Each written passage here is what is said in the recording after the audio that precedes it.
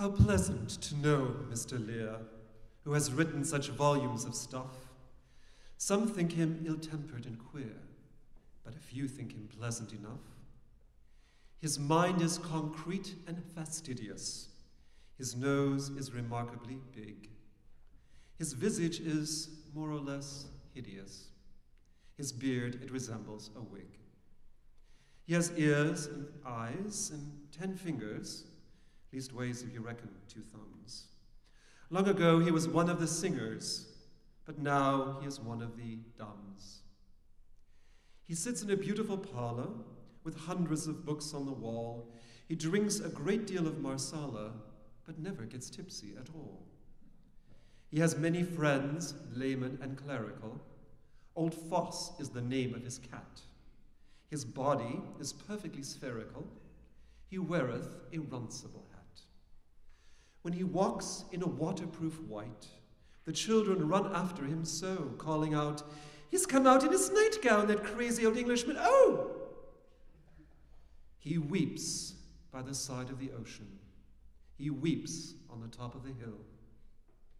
He purchases pancakes and lotions and chocolate shrimps from the mill. He reads, but he cannot speak Spanish. He cannot abide ginger beer.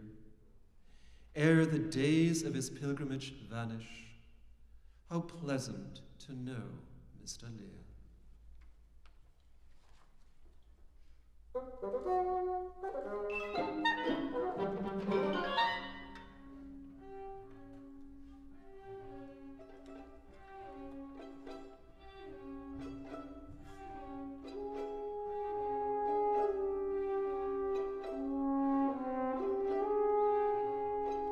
The owl and the pussycat went to sea in a beautiful pea-green boat. They took some honey and plenty of money wrapped up in a 5-pound note. The owl looked up to the stars above and sang to a small guitar.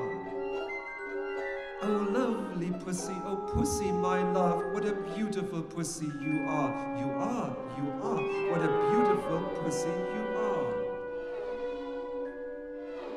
Pussy said to the owl, "You elegant fowl, how charmingly sweet you sing. Oh, let us be married, too long we have tarried, but what shall we do for a ring?" They sailed away for a year and a day to the land where the bong tree grows. And there in a wood a piggy-wig stood with a ring at the end of his nose, his nose, with a ring at the end of his nose. "Dear pig, are you willing to sell for 1 shilling your ring?" said the piggy. "I will." So they took it away and were married next day by the turkey who lives on the hill. They dined on mince and slices of quince, which they ate with a runcible spoon.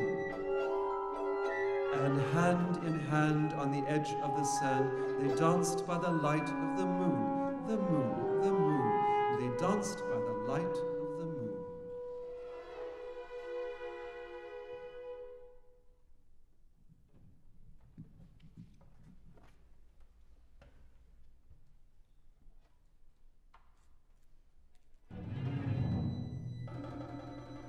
They went to sea in a sieve, they did.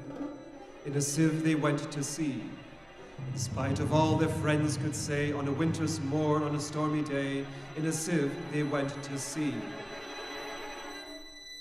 And when the sieve turned round and round, and everyone cried, "You'll all be drowned," they called aloud, "Our sieve ain't big, and we don't care a mud, and we don't care a fig. In a sieve we'll go to sea."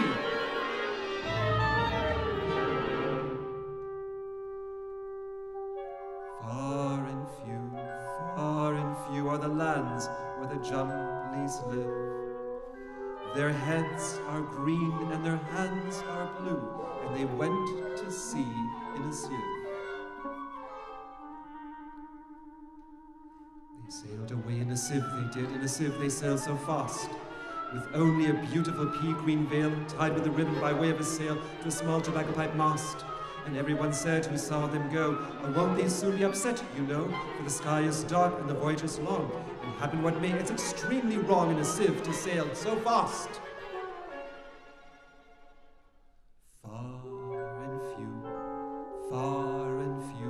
are the lands where the Jumblies live. Their heads are green and their hands are blue, and they went to sea in a sieve. The water it soon came in, it did, the water it soon came in. So to keep them dry, they wrapped their feet in a pinky paper all folded neat, and they fastened it down with a pin. And they passed the night in a crockery jar, and each of them said, how wise we are, though the sky be dark and the voyage be long, that we never can think we were rash or wrong, while round in our sieve we spin. Far and few are the lands where the Jumblies live. Their heads are green and their hands are blue, and they went to sea in a sieve. And all night long they sailed away, and when the sun went down, they whistled and warbled a moony song to the echoing sound of a coppery gong in the shade of the mountains brown.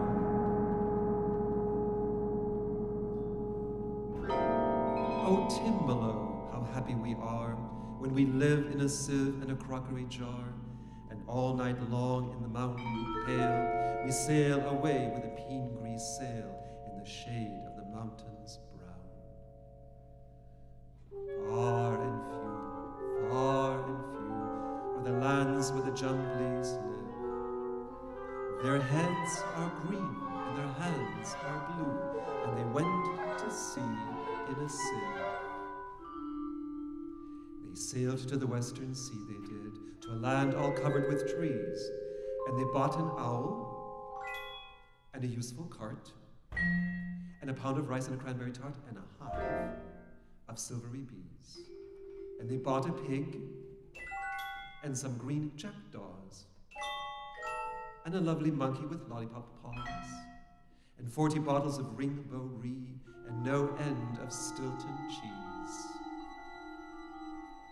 Far and few are the lands where the Jumblies live. Their heads are green and their hands are blue, and they went to sea in a sieve. And in 20 years they all came back, in 20 years or more, and everyone said how tall they've grown, for they've been to the lakes and the Torrible Zone and the hills and the Chankly Boar. And they drank their health and gave them a feast of dumplings made of beautiful yeast. And everyone said, if we only live, we too will go to sea in a sieve, to the hills of the Chankly Boar. Far and few are the lands where the Jumblies live. Their heads are green and their hands are blue, and they went to sea in a sieve.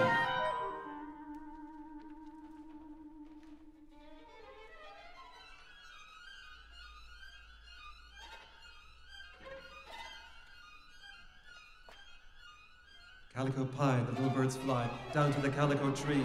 Their wings were blue and they sang tilly-loo till away they flew. But they never came back to me. They never came back. They never came back. They never came back to me.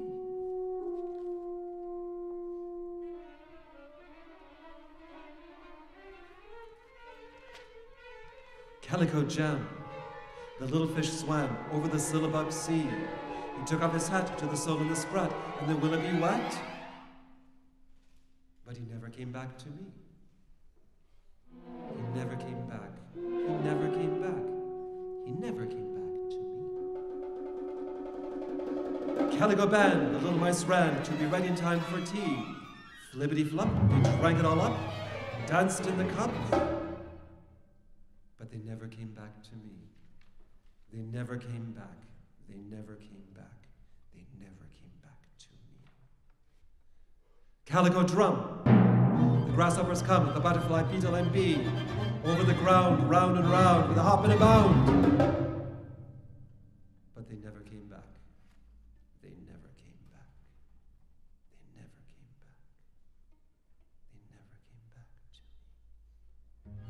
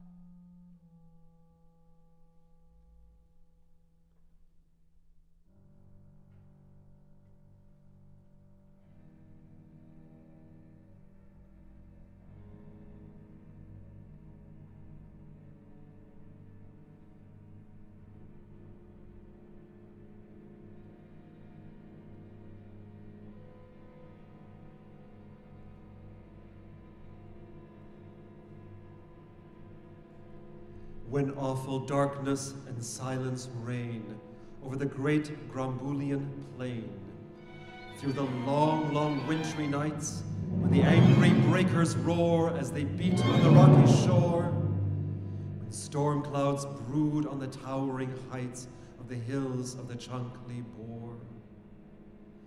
Then, through the vast and gloomy dark, there moves what seems a fiery spark, a lonely spark with silvery rays, piercing the coal-black night, a meteor strange and bright.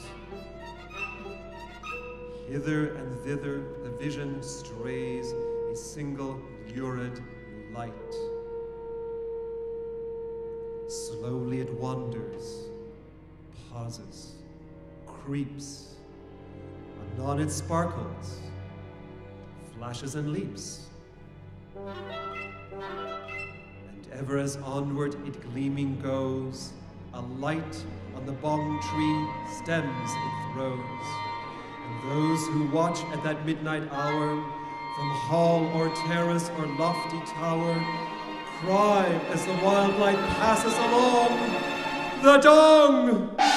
The dong! The wandering dong through the forest goes! The dong! The dong! The dong with the luminous nose!"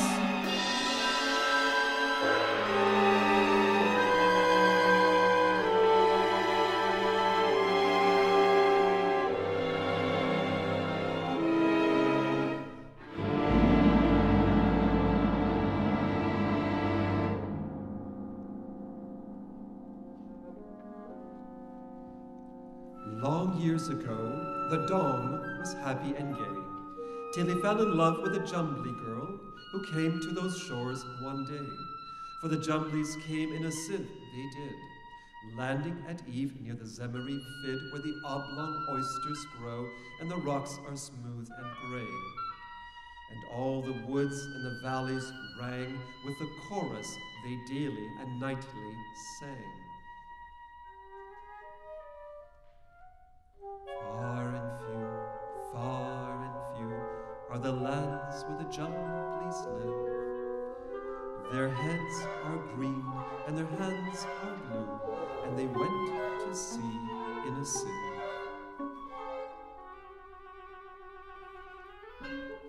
Happily passed those days, while the cheerful Jumblies stayed. They danced in circlets all night long, to the plaintive pipe of the lively dong, in moonlight, shine, or shade. For day and night he was always there, by the side of the Jumbly girl so fair, with her sky-blue hands and her sea-green hair. Till the morning came of that hateful day, when the Jumblies sailed in their sieve away, and the dong was left on the cruel shore, gazing, gazing forevermore, ever keeping his weary eyes on that pea-green sail on the far horizon, singing the Jumbly chorus still, as he sat all day long on the grassy hill. Far and few are the lands where the Jumblies live. Their heads are green and their hands are blue, and they went to sea in a sieve.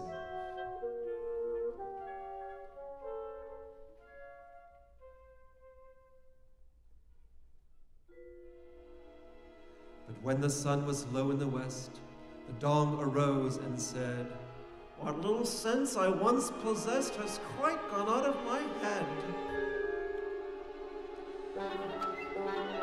And since that day he wanders still, by lake and forest, marsh and hill, singing, "Oh, somewhere in valley or plain might I find my Jumbly girl again.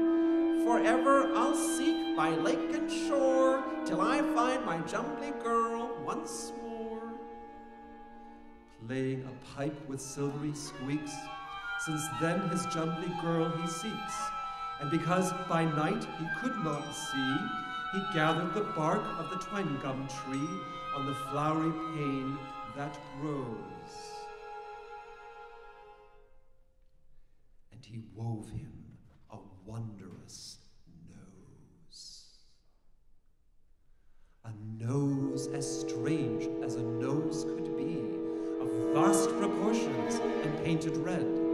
and tied with cords to the back of his head.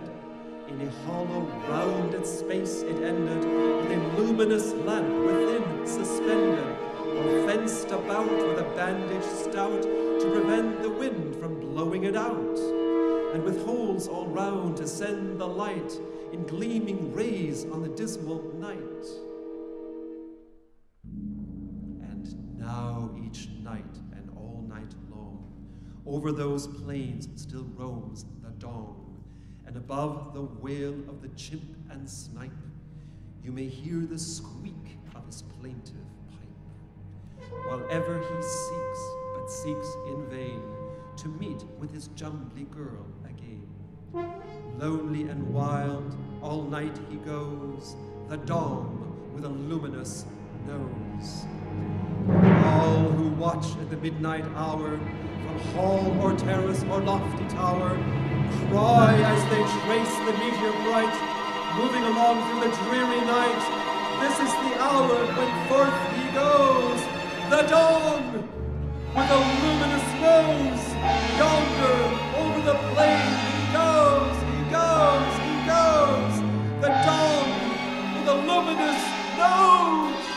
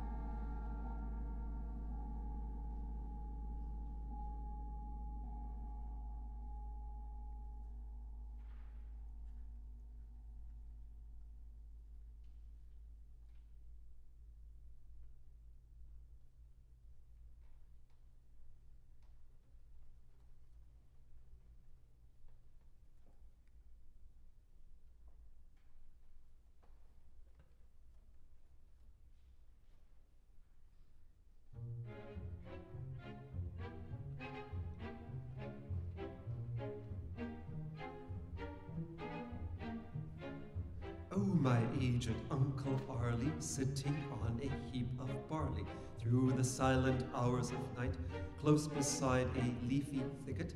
On his nose there was a cricket, in his hat a railway ticket. But his shoes were far too tight. Long ago in youth he squandered all his goods away and wandered to the Telescope hills afar. There on golden sunsets blazing, every evening found him gazing, singing, "Oh, you're quite amazing, how I wonder what you are."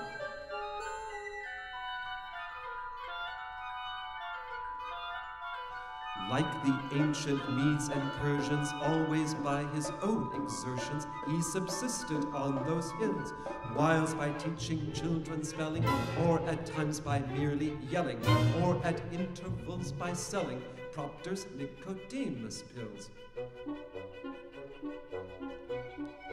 Late in the morning rambles he perceived the moving brambles, something square and white disclose. 'Twas a first-class railway ticket, but on stooping down to pick it off the ground, a peaking cricket settled on my uncle's nose. Never more, never did that cricket leave him ever, dawn or evening, day or night, clinging as a constant treasure, chirping with a cheerious measure, wholly to my uncle's pleasure.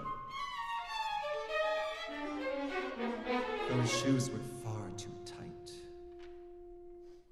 So for 43 winters, till his shoes were worn to splinters, all those hills he wandered over, sometimes silent, sometimes yelling, till he came to Borley Melling, near his old ancestral dwelling, but his shoes were far too tight.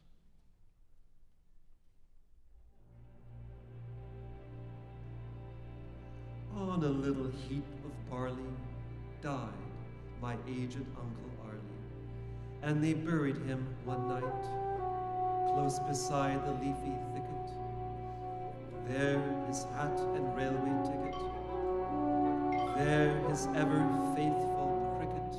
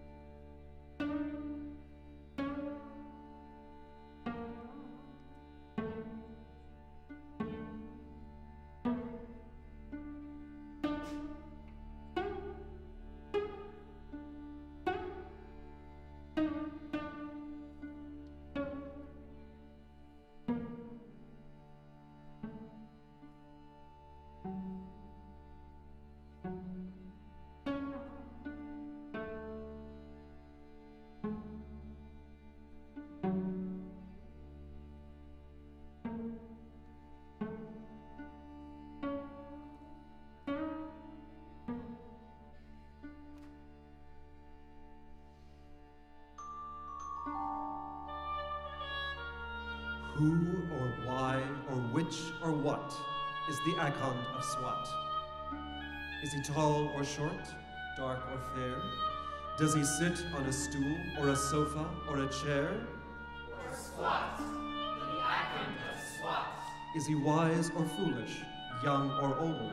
Does he drink his soup and his coffee cold? Or hot, the Akond of Swat. Does he sing or whistle, jabber or talk?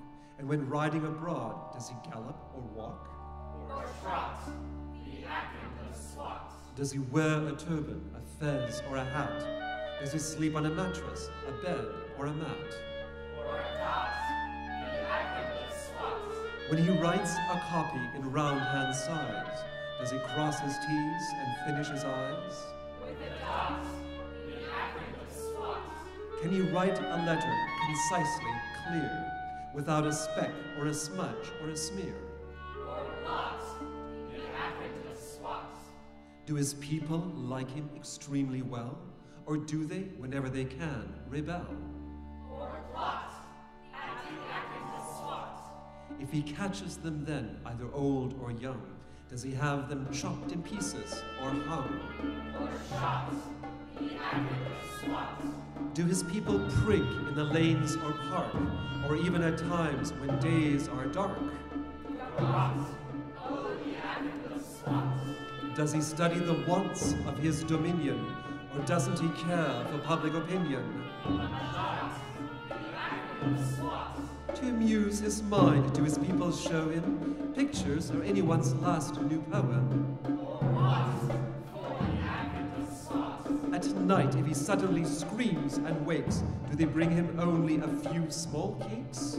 Or not, for the Akond of Swat. Does he live on turnips, tea, or tripe? Does he like his shawl to be marked with a stripe?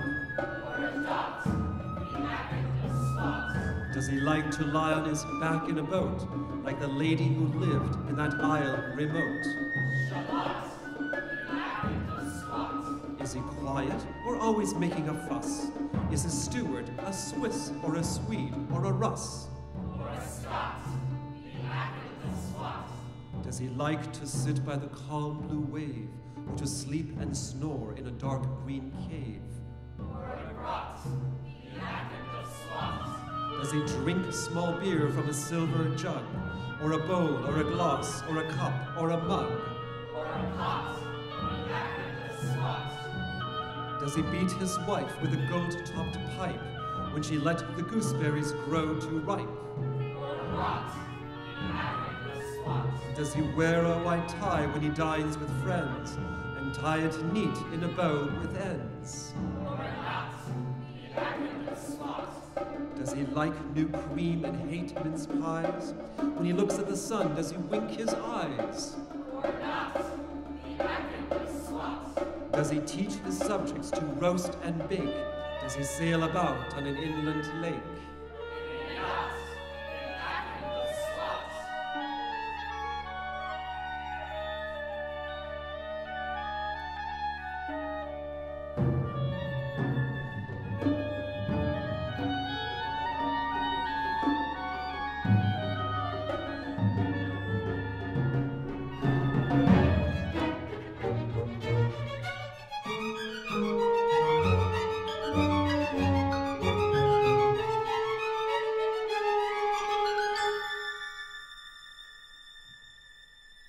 Someone, or nobody, knows I what.